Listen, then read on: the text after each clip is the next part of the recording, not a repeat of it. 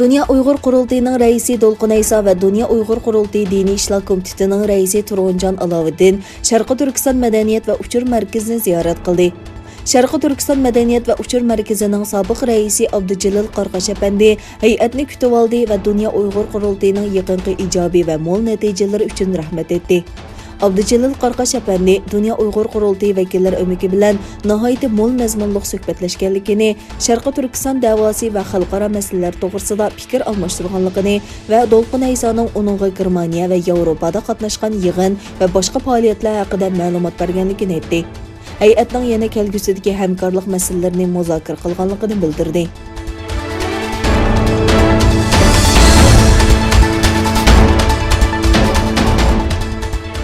İgileniçe Şərqi Türkistandagi bir kömür kanni suv besishi natijasida 21 ishchi qapsılıb qalğan. Dairələr Şərqi Türkistan rayonining Qutubi rayonidagi bir kömür kanning suv ostida qolganligini e'lon qildi. Kandagi 29 ishchining 8 nafarining qutqizib olinganligi, 21 kishining qapsılıb qolganligi e'lon qilingan bo'lib, voqeaga qarata tekshirish olib berayotganligi, izlash va qutqizish xizmatining davomlashganligi ko'rsatilgan.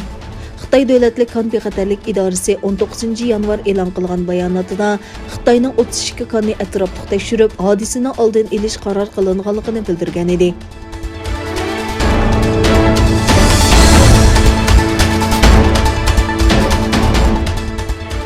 Xitayda ishlab chiqarilgan Wuhan virus vaksinasining ta'siri haqida yangi bayonot e'lon qilindi. Xitay kasalliklarni kontrol qilish markazining mudiri Gaufu Xitay vaksinalarining yuqori qo'g'dash unumi yo'qligini, o'xshamagan vaksinani aralashtirishning unumi oshirishdagi yaxshi usul deb qaralganligini aytdi. Chengdu shahrida muxbirlarni kutib olish yig'ini o'tkazgan Gaufu mRNA'ni asos qilgan vaksinaning tekshirilganligini bayon qilib mundaq dedi. Immunitet jarayoni uchun o'xshamagan texnikalardagi o'xshamagan vaksinalarni ishlatmasligimiz rasmiy tekshirildi. Bu Xitay doiralarining tunji qitim oshkor holda o'z davlatida ishlab chiqarilgan vaksinaning qo'g'dash nisbatining tۆvәn ekanligi oshkorlashgan.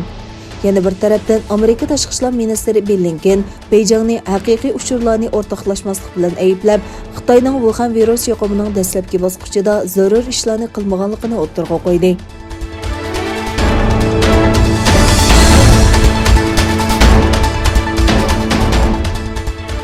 Amerika tashqi ishlar ministri Antony Blinken Amerikaning Xitoyning Tayvanga qaratgan tajovuzchilik maydonidan andisha qilayotganligini aytdi.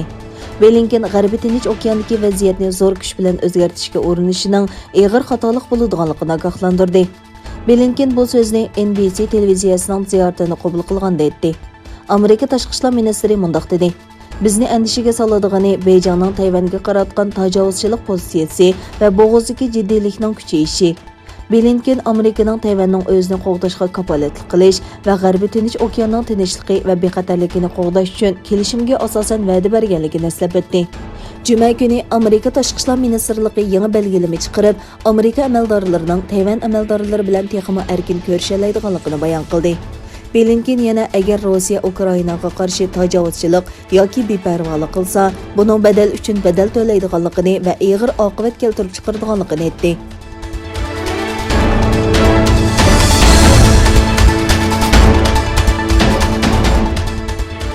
Qırğızistan xalqi yerlik saylam və hakimiyyət tüzümüdə üzül-kesil özgürüşni ko'zda tutgan yangi asosiy qonun loyihasiga bilet tashildi. Dastlabki saylam natijasiga qaraganda, umumiy xalq orasida ovozga qo'yish 79,1% ovoz bilan ma'qullangan.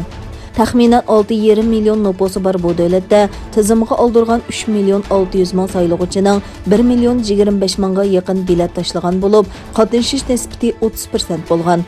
Dastlabki bilet sanash natijasiga qaraganda prezidentlik sistemasiga o'tkazishni ko'zda tutgan asosiy qonunga tuzatish kirgizish taklifi 50% dan ko'p ovozga erishib ma'qullangan.